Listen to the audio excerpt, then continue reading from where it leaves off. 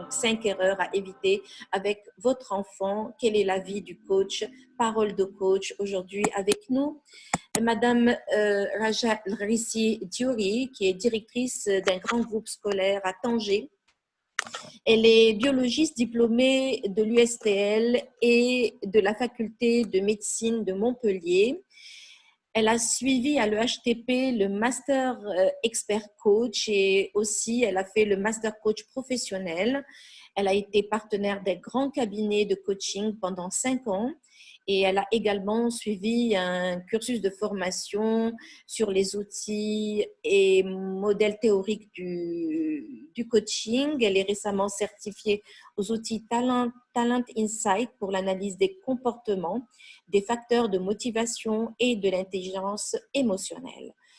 Et aujourd'hui, elle va donc, grâce à la richesse de son parcours et de son expérience dans le domaine de l'éducation en tant que directrice, parce que depuis 10 ans, comme je vous l'ai dit, elle dirige un groupe scolaire Madaris Ibn Mashish à Tanger.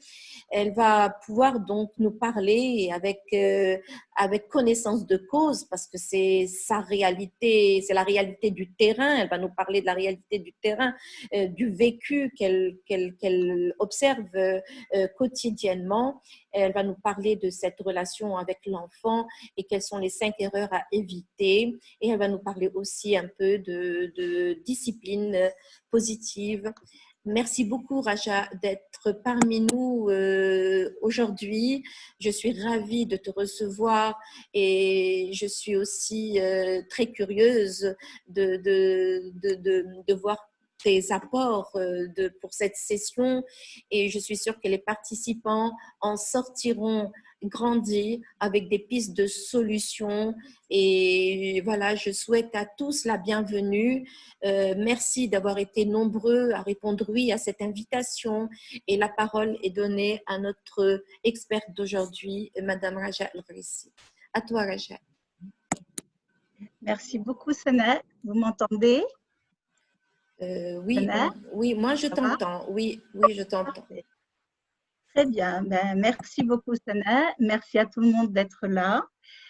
Effectivement, Sana, quand tu m'as proposé d'intervenir dans cet espace extraordinaire qui est dédié au coaching, j'ai beaucoup réfléchi à quelle thématique dans le domaine du coaching je pouvais développer, sachant qu'une multitude d'experts se sont manifestés à tour de rôle dans cet espace pour développer des thématiques tout aussi intéressantes les unes que les autres.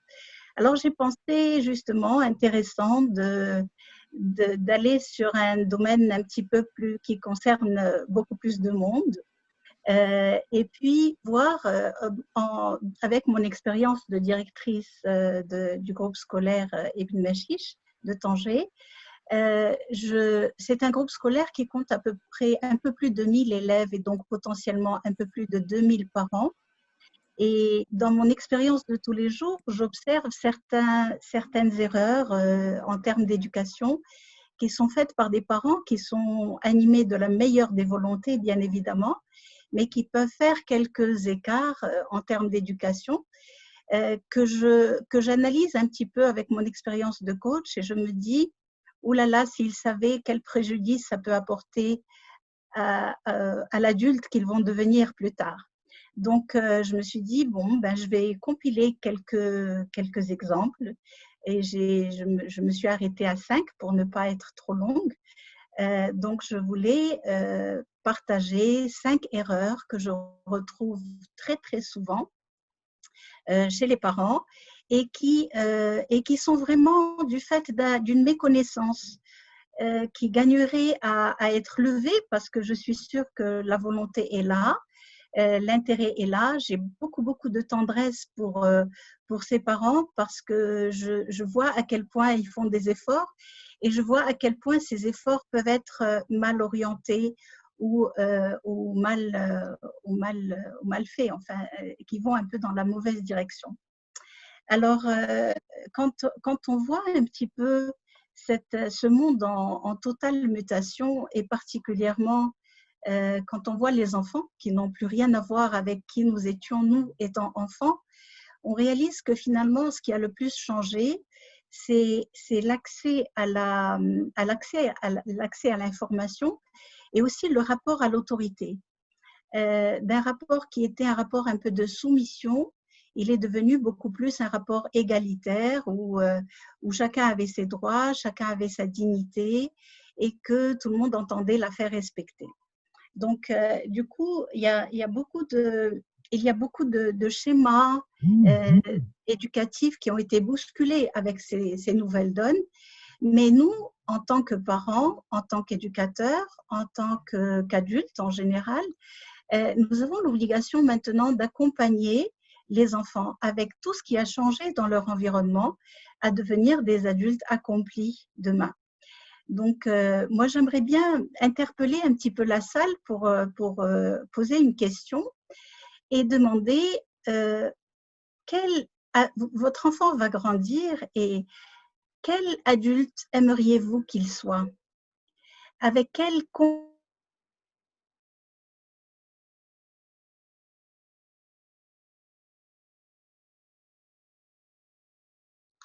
avec quelle aptitude, avec quelle soi en étant adulte.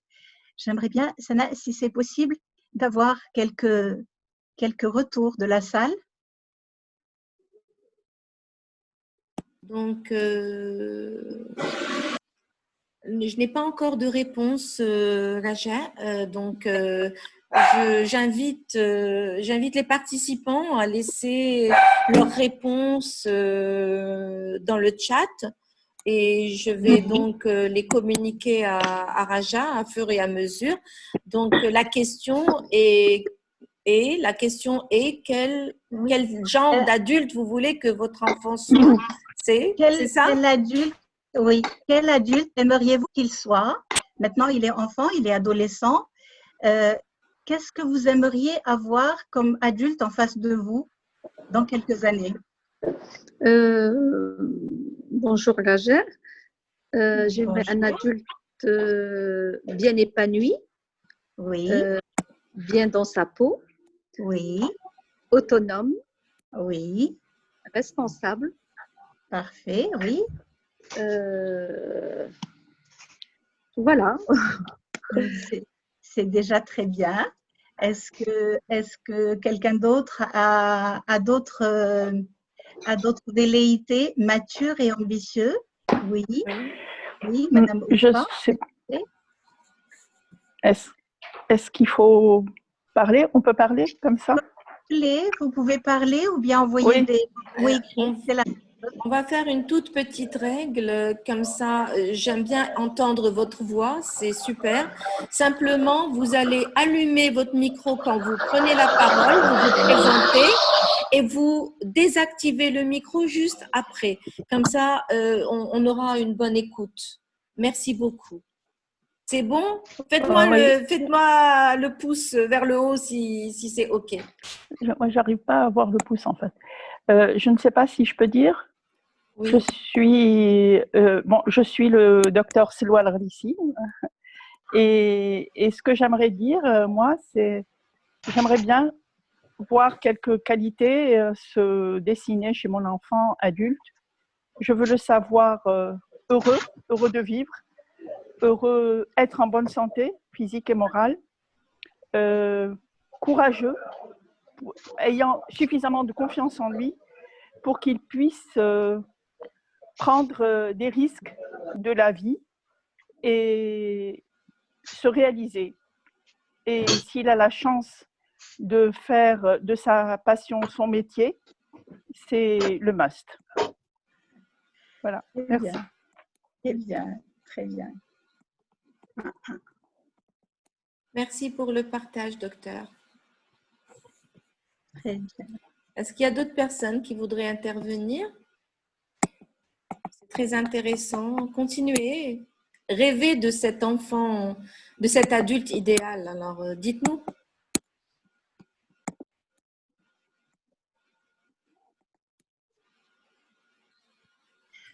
Donc, voilà, je crois qu'ils ont hâte à avoir des réponses. Fidèle ou même bienveillant vers les autres. Attends, voilà.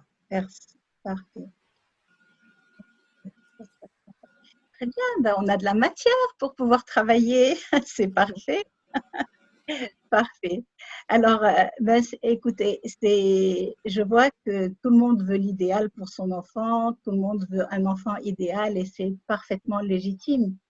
Maintenant, ce qu'on observe sur le terrain, c'est que on a peut-être les moyens d'avoir cet enfant idéal, mais parfois, par certaines erreurs, on ne le prépare pas à ça. Alors, je voudrais commencer par, souvent on me dit, on veut un enfant qui soit équilibré, qui soit bien dans sa peau, etc. Alors, je voudrais vous parler d'une première entrave à cette histoire de équilibré et bien dans sa peau. Alors, cette entrave, je l'ai découverte il y a déjà plusieurs années à travers mes lectures et par un monsieur que j'aime beaucoup qui s'appelle monsieur Jacques Salomé. Alors, les coachs le connaissent bien.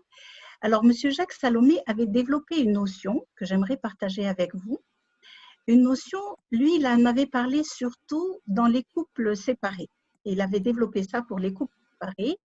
Il s'est dit, eh bien, les parents, d'une manière générale, le couple, d'une manière générale, chacun des parents joue en principe deux rôles. La femme joue le rôle de mère et de maman, et l'homme joue le rôle de père et papa. Alors, qu'est-ce que ça veut dire?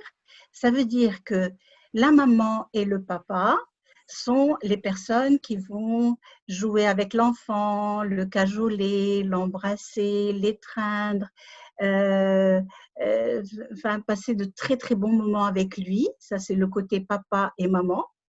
Et il y a le côté père et mère qui vont l'éduquer, qui vont poser un cadre, qui vont éventuellement le sermonner ou même le ramener au cadre quand il fait un écart. Ce sont ceux qui vont donc baliser un petit peu en termes d'éducation le devenir de leur enfant. Et ce qui arrive dans les couples séparés, c'est que souvent les enfants sont avec la maman en semaine. Donc la maman, ben, la pauvre, à défaut et en absence du père, elle va donc essayer de faire les bouchées doubles et elle va devenir une hyper-mère.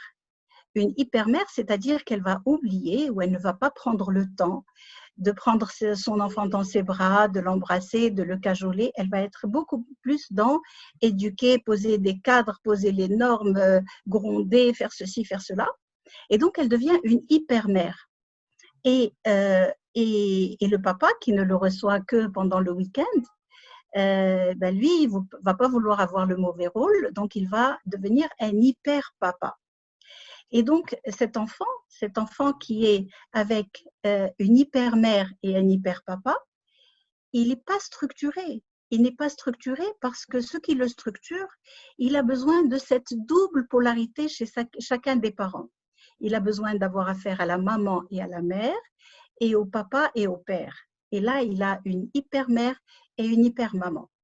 Donc ça, je l'ai compris chez monsieur Jacques Salomé, mais moi, sur le terrain, ce que j'observe, et à l'école, ce que j'observe, c'est que ça ne concerne pas seulement les parents séparés. Ça concerne aussi les familles unies. Il y a beaucoup de parents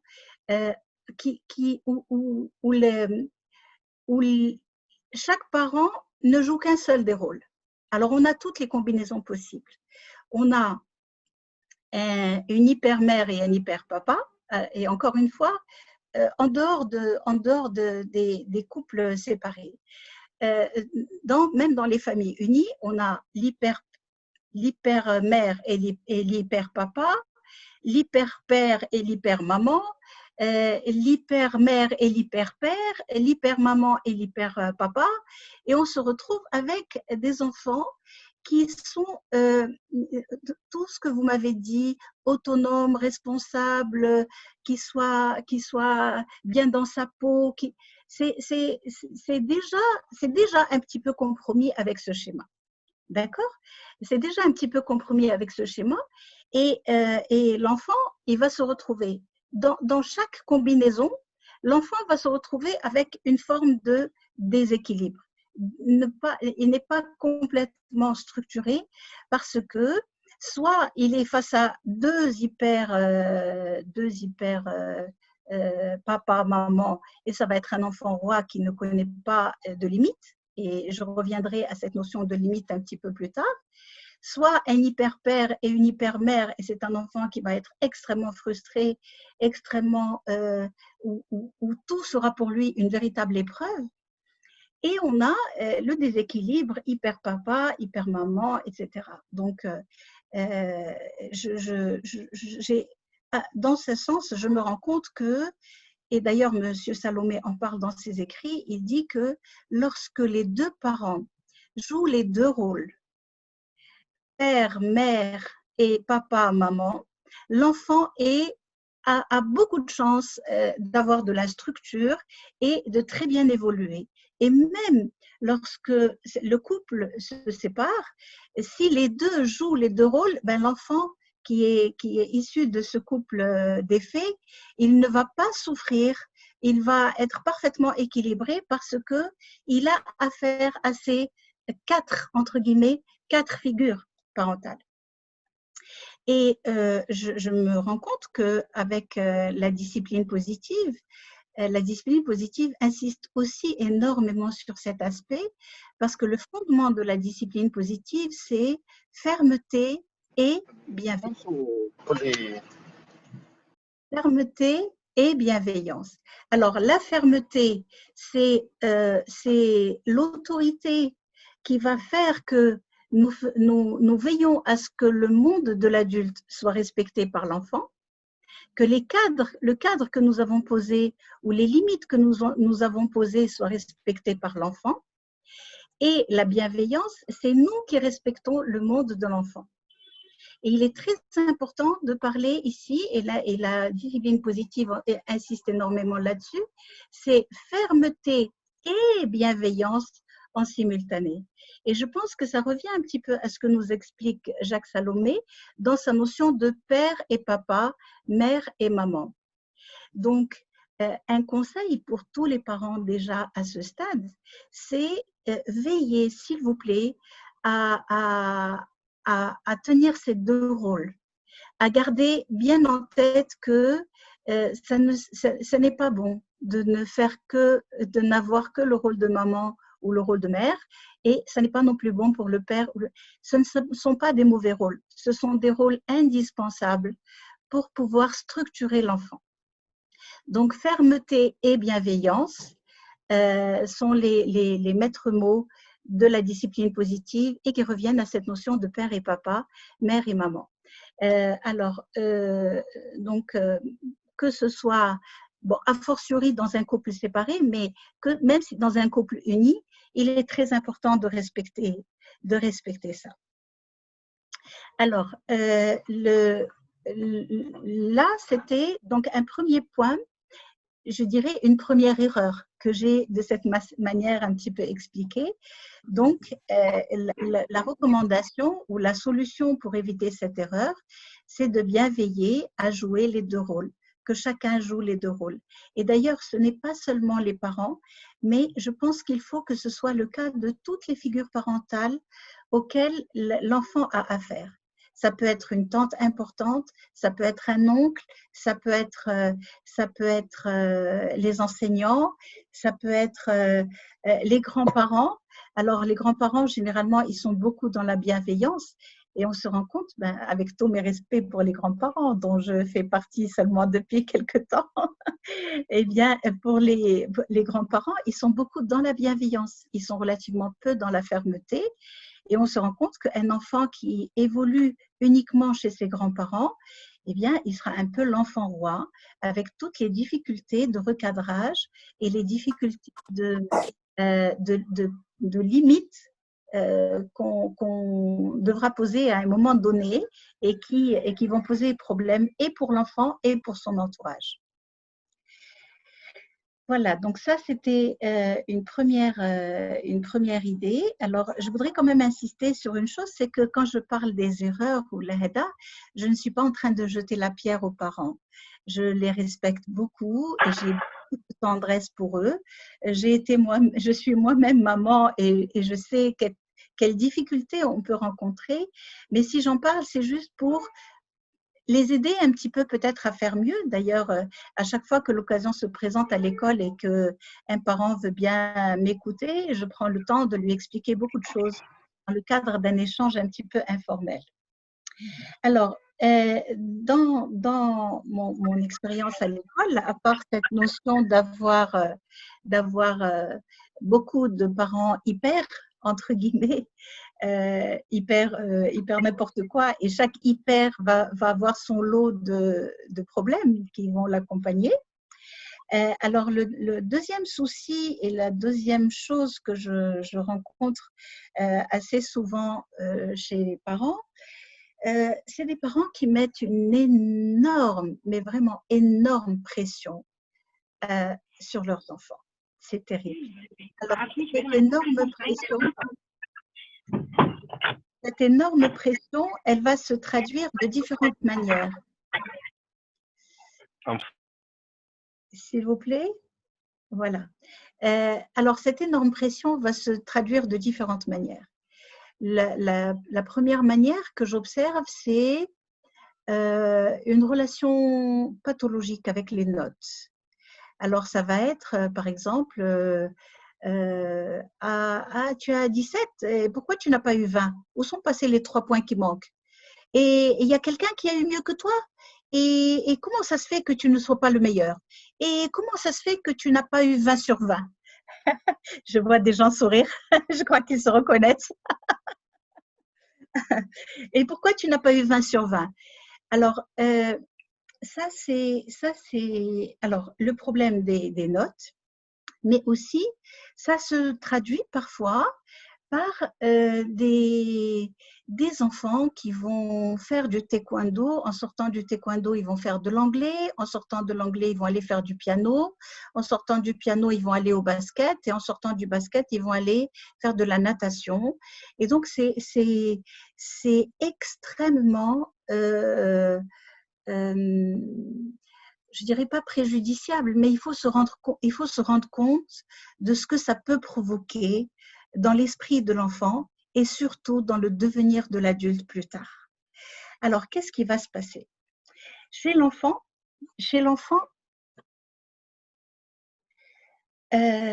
oui, dans mes notes, j'ai réalisé que je n'oublierai jamais une petite fille à l'école qui était, je crois, en 3e année primaire, c'est-à-dire qu'elle devait avoir 8 ans, et qui n'a pas eu une très bonne note en lecture-compréhension un jour, parce qu'elle n'a pas très bien compris le texte, et qui m'a dit, Madame, mon papa m'a dit, si jamais la prochaine fois je ne reviens pas avec une bonne note, avec une très bonne note, je ne serai plus sa fille.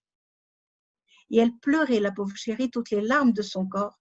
Et j'ai mis beaucoup de temps à essayer de la calmer en lui disant, mais non, mais bien sûr qu'il t'aime, mais tu es sa chérie, tu es sa princesse, c'est juste qu'il a voulu te dire ça. Et je ne trouvais pas trop les mots, tellement j'étais en colère contre ce papa.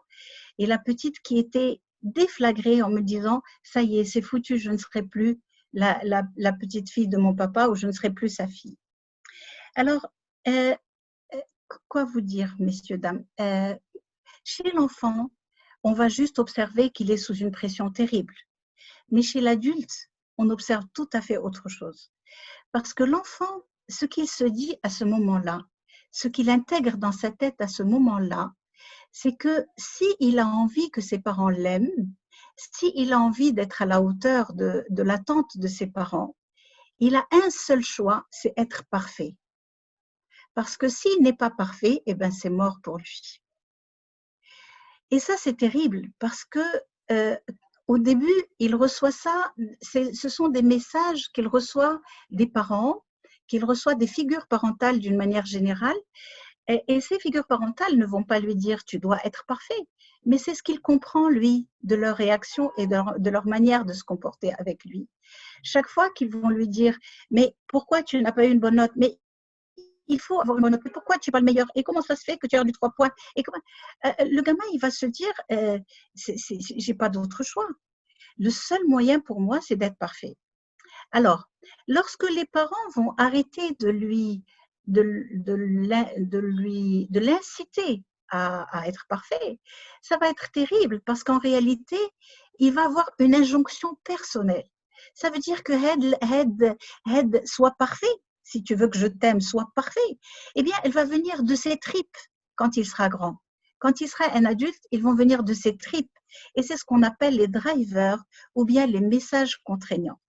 Alors, les messages contraignants, les spécialistes de l'analyse transactionnelle en ont recensé 5. Je vais vous les citer, mais je vais surtout m'arrêter sur celui-là qui m'interpelle beaucoup, c'est sois parfait. Alors, en analyse transactionnelle, nous avons sois parfait, nous avons sois fort, fais des efforts, fais plaisir et dépêche-toi. Ce sont les 5 messages contraignants que les gens, et si vous voulez, ils ont intégré étant enfants une information, un message, disons, ils ont entendu beaucoup de messages, mais il y en a un qui a fait un écho supérieur aux autres en lui. Et c'est avec ce message qu'il va se structurer, avec ce message qu'il va grandir, et c'est ce message, c'est-à-dire que c'est toujours ce message qui va s'activer de ses tripes, particulièrement en situation de stress. Il va s'imaginer que c'est en répondant à ce message contraignant qu'il va résoudre ses problèmes. Alors, les messages كلهم, ils ont un côté positif et un côté négatif. Je ne vais pas rentrer dans le détail parce que ça nous mènera très loin et les coachs savent très bien de quoi je parle, mais pour les autres parents, j'aimerais surtout insister sur ce qu'apporte Sois parfait. Alors, Sois parfait, ce sont des gens qui se sentent un petit peu dans l'obligation d'être parfaits à tout point de vue. Et en tant qu'adultes, leur objectif, ça va être l'impeccable, le sans faute, le nickel, le parfait, le hada. Alors, imaginez ce que ça va être en tant qu'adulte.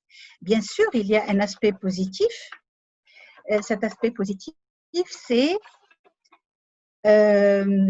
il va être sage, il va être orienté vers les objectifs et les solutions, il va posséder une excellente moralité avec des normes et des valeurs élevées. Il se montrera particulièrement compétent en termes d'organisation, de méthodologie et de procédure. Ça, c'est le côté positif. Mais le côté négatif, on l'imagine assez facilement. Il va se montrer critique, dogmatique. Il va déprimer à force d'autocritique. Il va se concentrer davantage sur le comment faire plutôt que sur le quoi faire. Et dans une équipe, il va le perfectionnisme dialogue. Et c'est quelqu'un qui voudra toujours tout vérifier, tout contrôler, tout savoir, ne rien déléguer parce qu'il s'imagine que s'il délègue le travail, il ne sera pas bien fait.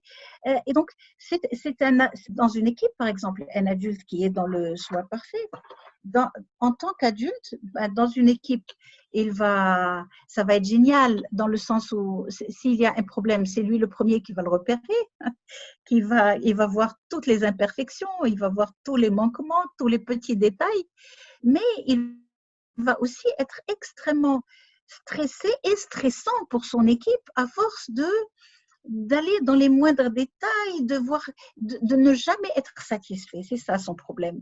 Il n'est jamais satisfait. Voilà, je l'ai trouvé. Il n'est jamais satisfait. Pour lui, on peut toujours mieux faire. Ça n'est jamais fini. Il faut toujours améliorer. Et ça, c'est pas évident. C'est stressant. Et l'adulte qui est dans soi parfait, la vérité, il y en a beaucoup. Et moi, je les plains. Je les plains et parfois je plains leurs équipes. Maintenant, la bonne nouvelle, c'est qu'il y a des messages antidotes. Quand on est conscient d'être pris par notre message Sois parfait, eh bien, on peut toujours se dire intérieurement, de la même manière qu'on s'est dit intérieurement Sois parfait, eh bien, on peut se dire intérieurement Sois réaliste. la perfection n'est pas de ce monde. Et donc, on peut lâcher un petit peu prise et être… Parce que vous savez, souvent, le mieux est l'ennemi du bien. Parce que quand on est dans le soi parfait, il y a aussi le coup de la surqualité. Combien de fois on peut perdre un temps fou dans des détails qui n'ont pas d'importance en réalité, qui n'ont pas d'importance. Donc, il faut savoir un petit peu lâcher prise par rapport à ça. Et moi, ce que je voudrais vous proposer comme solution. Bon, d'abord, dans le soi parfait, c'est donc d'activer le message antidote qui dit sois réaliste, la perfection n'est pas de ce monde.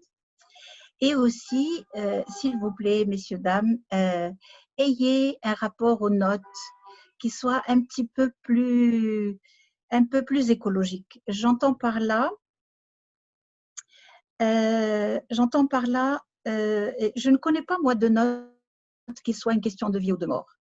Et souvent, les notes sont juste l'évaluation d'une prestation, que ce soit une prestation orale ou une prestation écrite.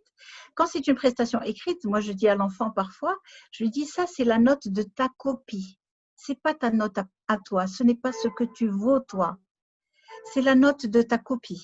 Et ta copie aujourd'hui, avec ce que tu as compris, avec qui tu étais aujourd'hui, fatigué, pas fatigué, en forme, pas en forme, quoi qu'il en soit, la note que tu as eue sur cette copie-là, eh ben, ta copie, elle mérite telle note. Point à la ligne. Toi, tu mérites beaucoup plus. Ça n'a rien à voir. Et souvent, les enfants s'imaginent de la manière dont l'enfant de la manière dont les parents vont parler avec lui ou vont avoir ce rapport avec cette note, il va s'imaginer que c'est sa valeur à lui. S'il a eu 12, il ne vaut que 12 et s'il a eu 17, il aurait dû valoir 20 parce que le papa ou la maman lui disent quand même qu'il a raté 3 points. Donc, vous voyez, c'est quand même quelque chose. C'est extrêmement important que nous soyons attentifs à ce genre de choses parce que nous sommes en train de bâtir cet adulte que nous voulons être heureux, que nous voulons être équilibré, que nous voulons être épanoui, bien dans sa peau, etc. Mais je crois qu'il faut que nous fassions nous aussi des choses dans ce sens. Je sais que nous faisons beaucoup, mais que nous essayons d'éviter quelques erreurs qui risquent d'aller à l'encontre de notre souhait ou de notre objectif pour notre enfant. Et il y a encore, je vais revenir un petit peu à la discipline positive sur cette erreur également, cette deuxième erreur, en évoquant 2 fondements de la discipline positive. Le premier fondement, le premier fondement, c'est la discipline positive donne une place extraordinaire à l'erreur. Pour la discipline positive, l'erreur est une opportunité d'apprentissage. Donc, si l'enfant a fait une erreur, il faut la voir comme un tremplin pour en sortir ou pour faire mieux. Il ne faut pas la voir comme un problème. Et ça, c'est quelque chose que la discipline positive a apporté de façon extraordinaire. D'ailleurs, positive, ça fait référence au rapport à l'erreur. Et l'erreur est quelque chose de positif. L'erreur est une opportunité d'apprentissage. Et donc, so what, même si l'enfant n'a pas une bonne note, on n'est pas encore dans des histoires de concours où à un quart de point près, l'avenir de l'enfant va être déterminé. Non, nous sommes dans des classes et nous sommes à des niveaux où l'enfant peut se permettre de faire des erreurs et peut se permettre de ne pas avoir des notes exceptionnelles parce que eh bien, c'est une opportunité d'apprentissage. Et le deuxième fondement de la discipline positive dans ce sens, c'est l'encouragement. Encourager l'enfant, qui est un petit peu différent de le complimenter. Alors, pour faire la différence rapidement, faire un compliment à un enfant, c'est par rapport à nous. C'est-à-dire que nous sommes, entre guillemets, nous sommes fiers de ce qu'il a fait. Et l'encouragement, c'est l'amener à être fier de lui. C'est par rapport à lui. Pourquoi? Parce que dans le compliment, il est toujours un peu tributaire des autres. dépendant de l'appréciation des autres, alors que dans l'encouragement, nous lui donnons le sentiment d'être capable. Nous lui donnons le sentiment d'avoir beaucoup de possibilités, et c'est ça qui développe sa confiance en lui. Alors, donc l'encouragement. Et puis un dernier conseil, s'il vous plaît, évitez, dans la mesure du possible et autant que faire se peut, évitez les questions avec pourquoi. Pourquoi tu as eu ça? Pourquoi tu as fait ça? Pourquoi tu n'as pas eu cette note? Pourquoi? Parce que le pauvre chéri, s'il savait pourquoi, il ne l'aurait pas eu. En plus, en posant la question de pourquoi, vous le ramenez en arrière, vous le ramenez au passé. Qu'est-ce qu'il va pouvoir changer au passé? Donc moi, ce que je vous recommande, c'est au lieu de pourquoi, poser la question en comment. Comment vas-tu faire mieux? Comment vas-tu t'y prendre pour faire mieux la prochaine fois? De quoi as-tu besoin? Ça, c'est une meilleure question encore. De quoi as-tu besoin pour être plus à l'aise la prochaine fois? En quoi puis-je t'aider pour que tu puisses performer davantage la prochaine fois? Les questions en comment sont beaucoup plus constructives et elles orientent beaucoup plus vers l'action et le futur que le pourquoi qui augmente juste le malaise de l'enfant. Pourquoi tu as eu, pourquoi tu as fait, pourquoi? Et ouais, c'est déjà fait et c'est déjà passé et là, ça fait les attendre.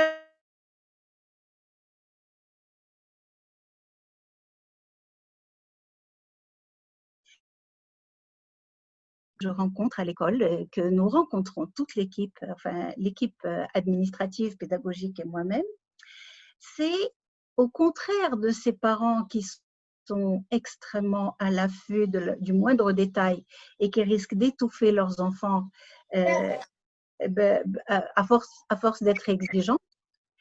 Il y a à l'opposé des parents qui sont, excusez-moi le terme, mais juste démissionnaires en ce qui concerne l'éducation de leurs enfants. Alors, quand je dis démissionnaires, voilà ce que j'entends. J'entends que pour eux, ce qui est important, c'est shakhsiyat diyal wlidhum ou labnithum. Il faut surtout pas lui faire de remarques. Il faut surtout pas lui dire qu'il n'a pas fait ses devoirs, ou bien il faut surtout pas le sermonner parce qu'il a fait telle ou telle bêtise ou erreur ou quelque chose. Parce que pour eux, ce qui est important, c'est الشخصية ديال وليداتهم.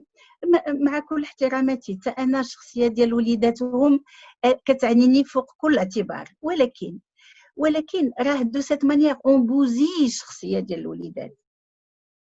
Pourquoi on la bousille? Parce qu'on en fait un enfant roi.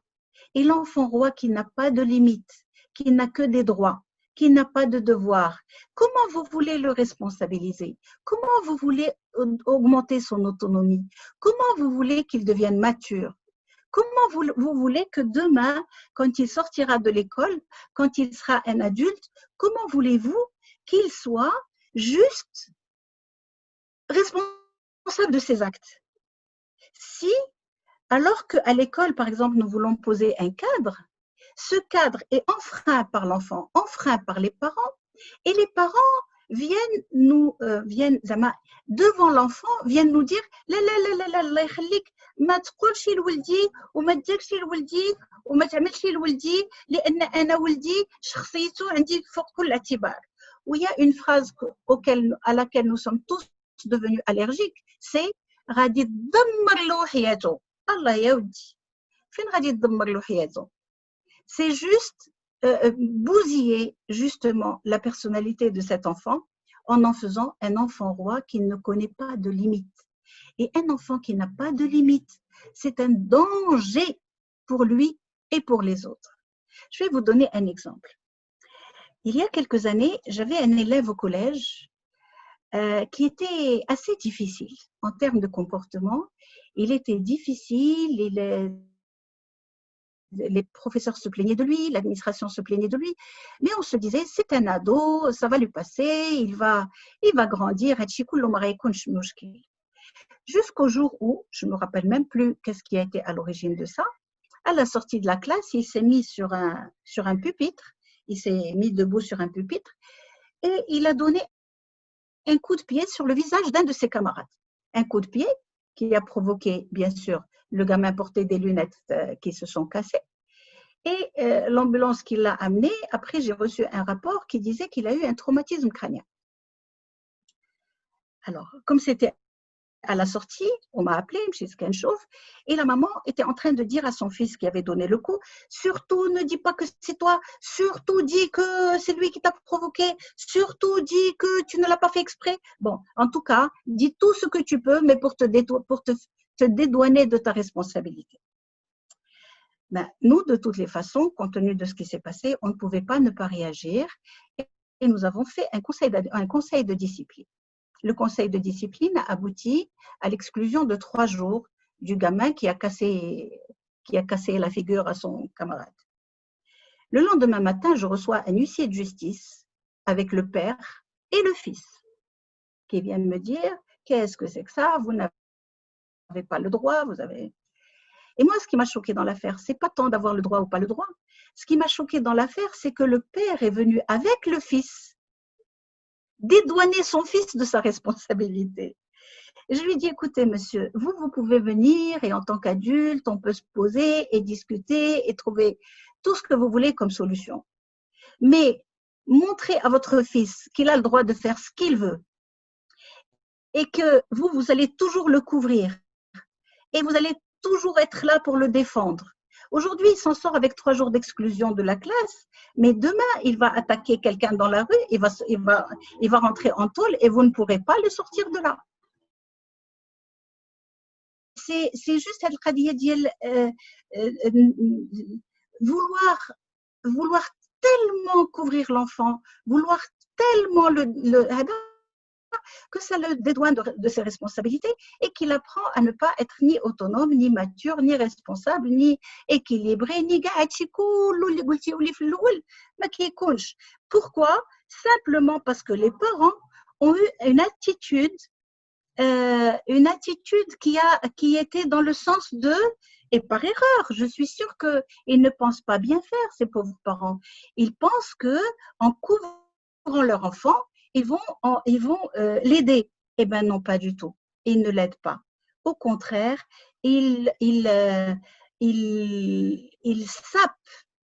sapent la possibilité de cet enfant de grandir et de prendre cette responsabilité et d'être autonome et responsable. D'accord? Donc voilà.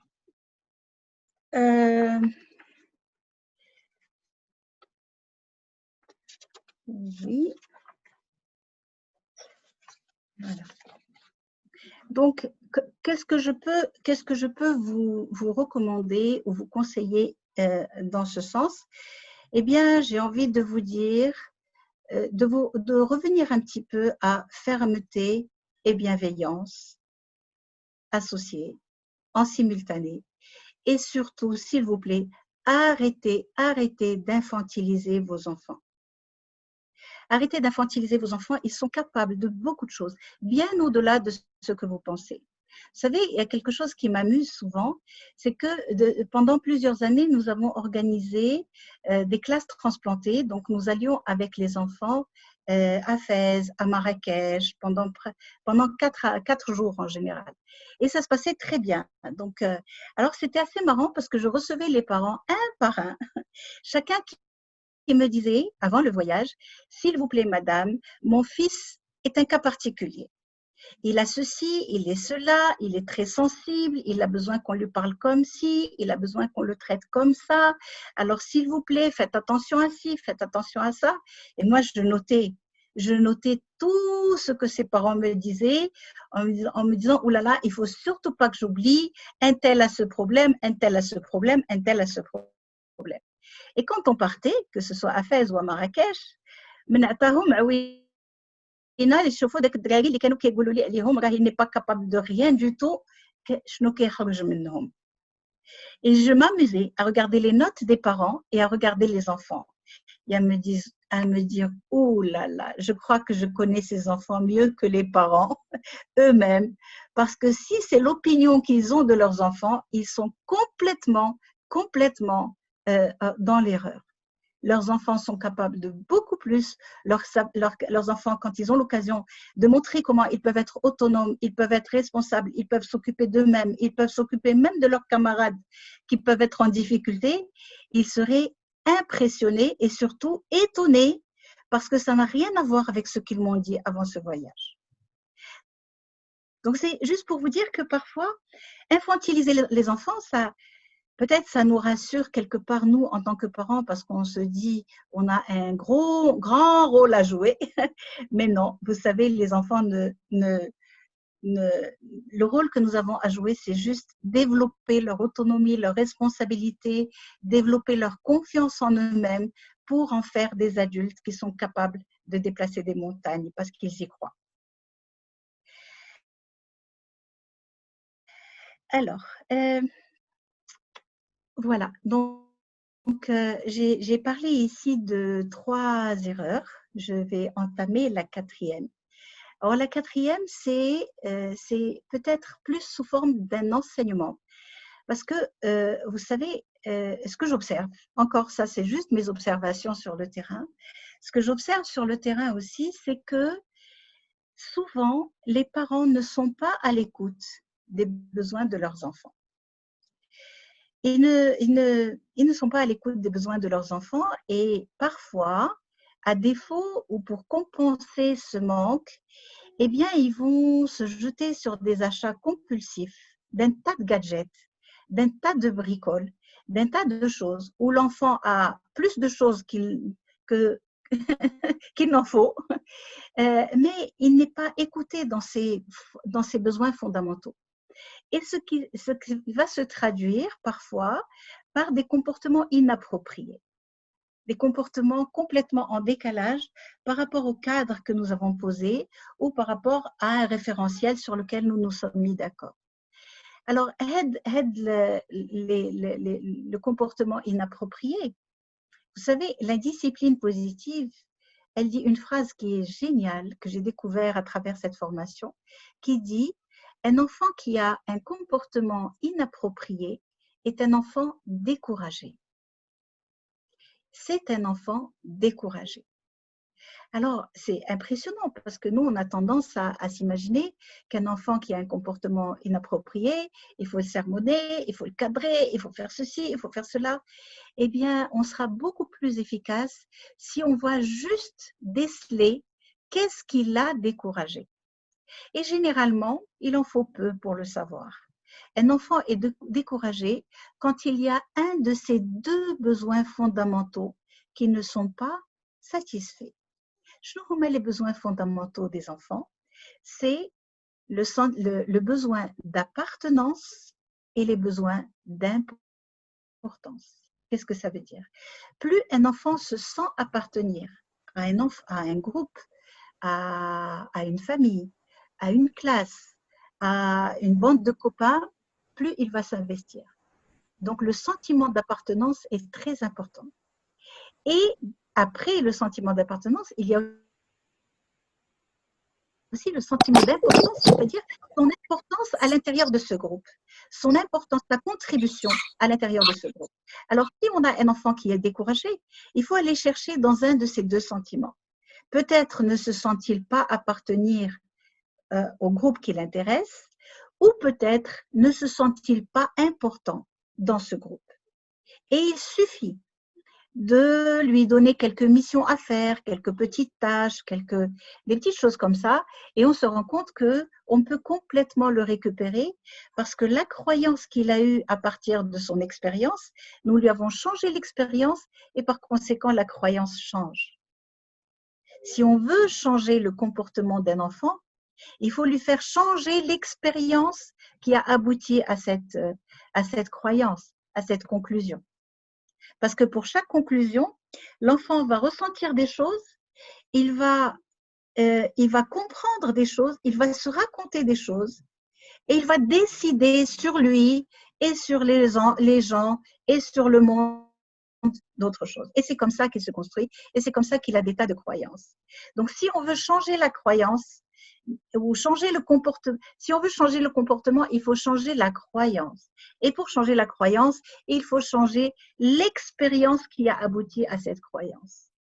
Vous voyez, ça c'est le principe adlérien, mais c'est très important à comprendre. Parce que si on le met dans la même expérience, il va avoir la même croyance et par conséquent le même comportement.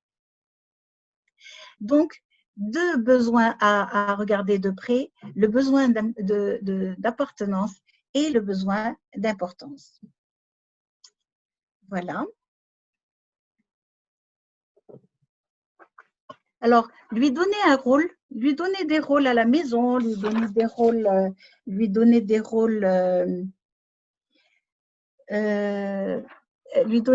la maison, lui donner des rôles en classe, mais juste lui refaire sentir qu'il appartient et qu'il est important.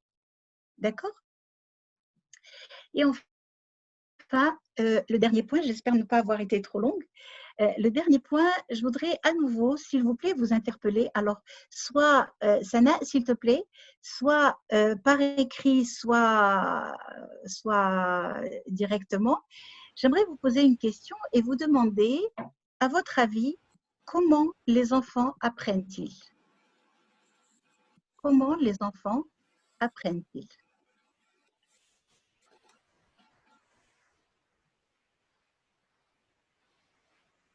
Exact. J'ai déjà une très belle réponse ici de Madame Mariem El-Hej, en observant, absolument. En observant et en faisant quoi d'autre, s'il vous plaît? Exact. En Il imitant. apprend en imitant. Voilà, parfait. Parfait, merci beaucoup. Ben, justement, l'enfant apprend en observant et en imitant.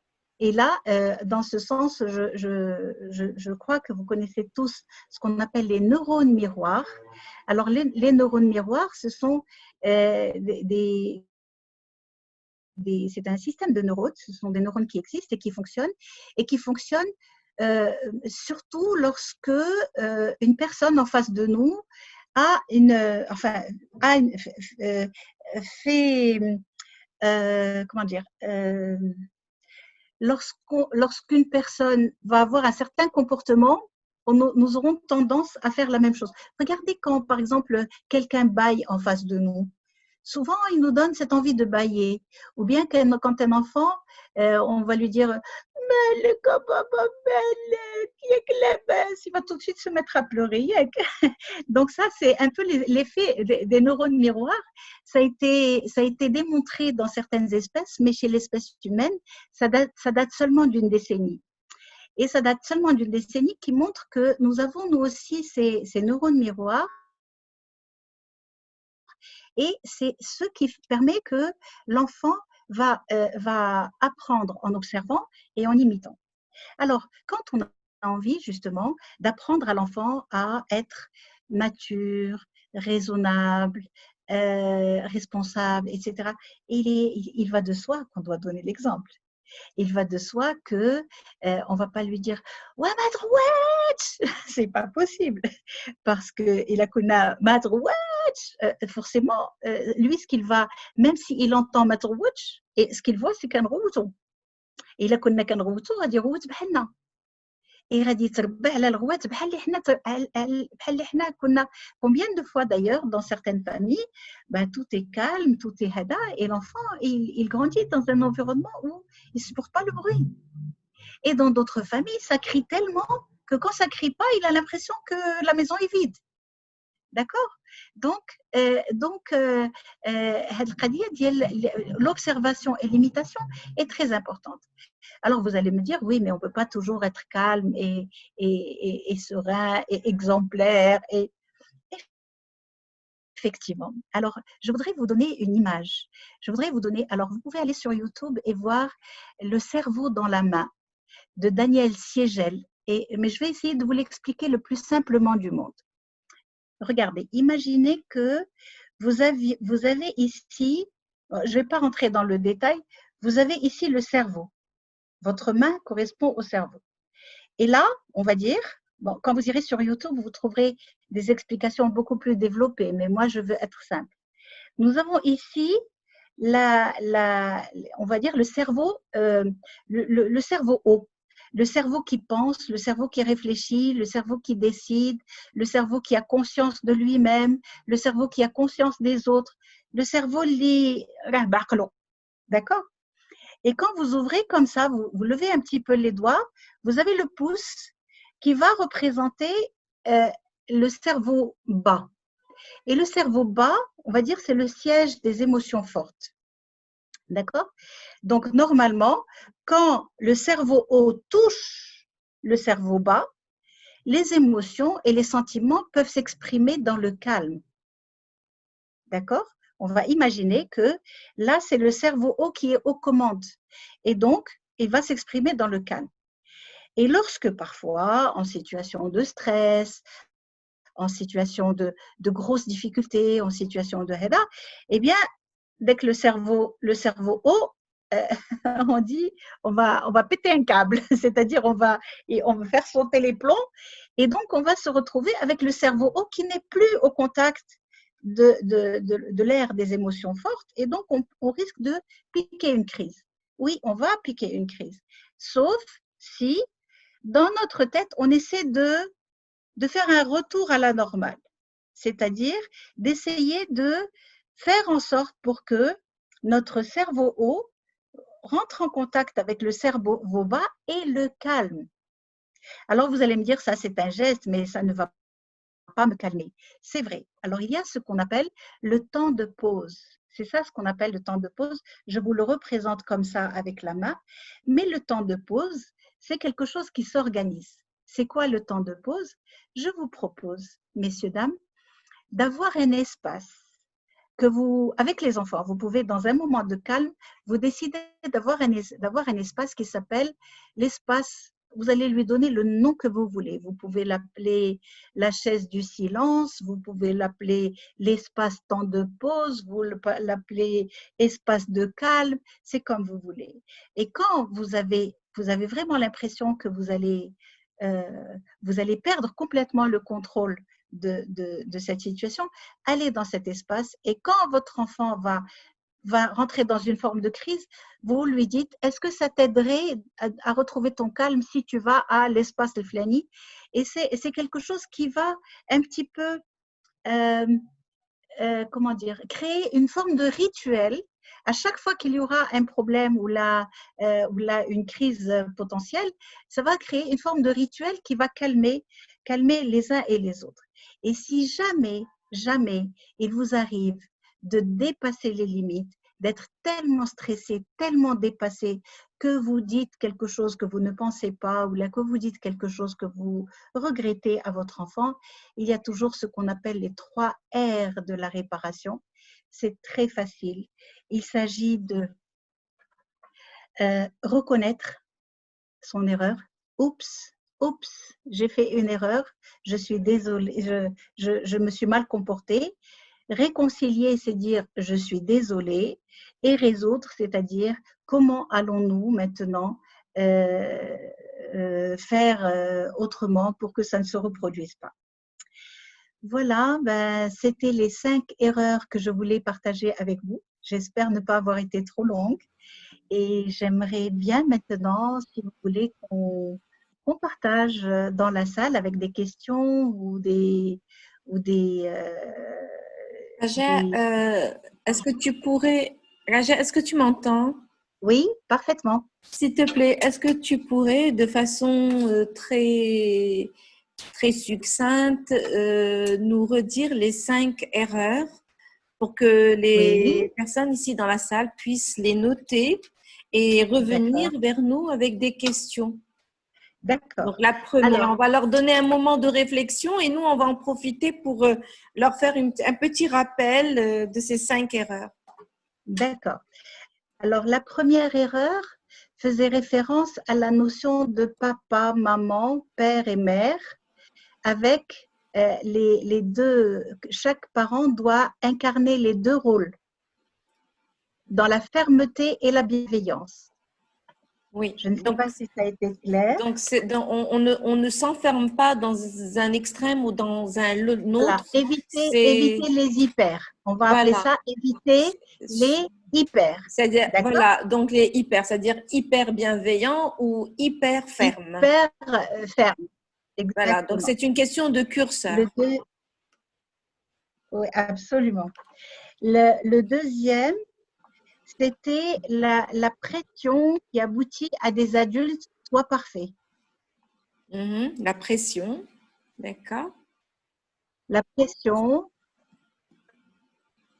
La troisième erreur, c'est infantiliser l'enfant et le dédouaner de toute responsabilité.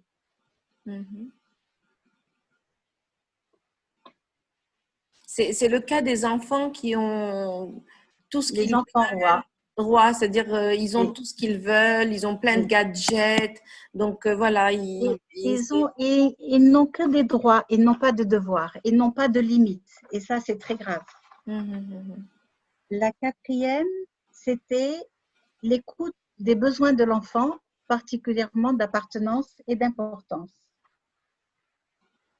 Donc l'erreur, c'est quoi? C'est de ne pas écouter le besoin de l'enfant. Oui. Et le temps que nous passons avec nos enfants est beaucoup plus important sur le plan qualitatif que sur le plan quantitatif.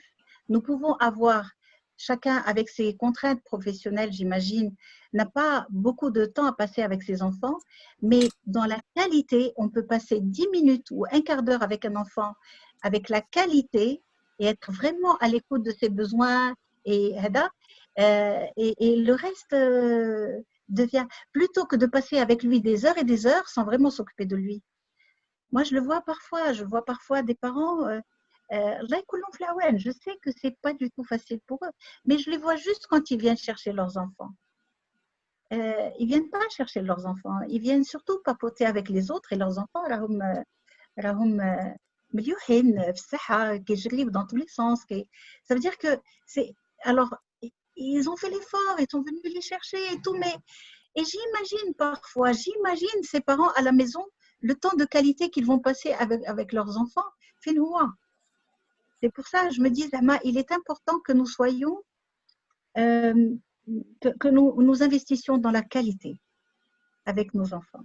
Et le dernier, c'est, eh bien, penser à le cerveau dans la main. Et si jamais on se trompe, si jamais on fait une erreur, si jamais il y a quelque chose qu'on dit qui a dépassé nos